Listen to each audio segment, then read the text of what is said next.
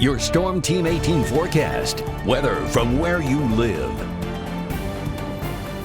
Well, there's your big dome of heat that's dominating. That's the big hot upper ridge right here. We had one complex of storms that collapsed over our northern counties this evening. That moved into Ohio, but in its wake, it's left what we call an outflow boundary. This little dash line here, kind of what's left of the rain cool air from that complex this morning. And then we have a lake breeze front. You know, when it gets this hot and you don't have a really strong wind, when that air rises with temperatures way up into the 90s, the cool air from the lake will stream inland. So we've got two little boundaries here and they're kind of converging on each other.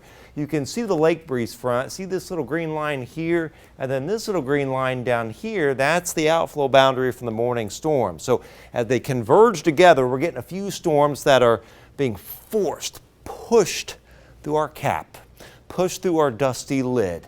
And I think really from this point, and then before 2 a.m., we'll have a few of these storms, mainly north of US 24 outlined here during the evening hours, you can see here. So these are slowly moving to the east-southeast. You can see there's the lake breeze front, there's the outflow boundary, so they're kind of converging on each other, and with that converging, that air is going up, and we're getting a few of these little storms in our north.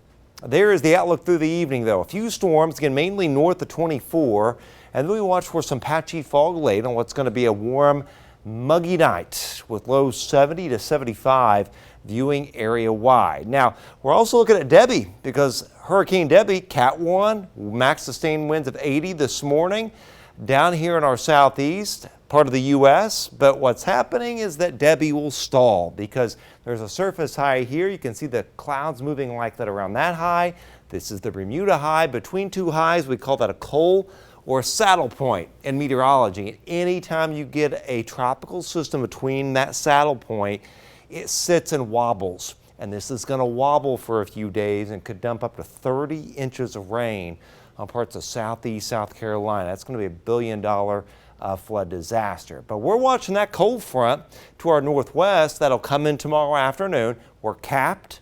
There's a lot of smoke, but we still could pop a few little spotty storms tomorrow with 92 for the high, a hot one. 86 to 95 doing it for highs as the front comes in. 88 Winnemac, but as high as 95 at Covington, and those heat indices 90s to exceeding 100 yet once again.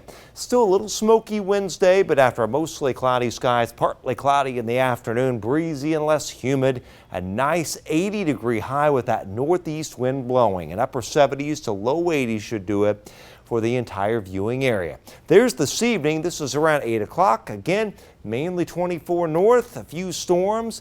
There are a few still at 10:30. Then they fade away. Then we watch the front come through tomorrow. Awfully capped, but we still might be able to squeeze out a couple spotty storms.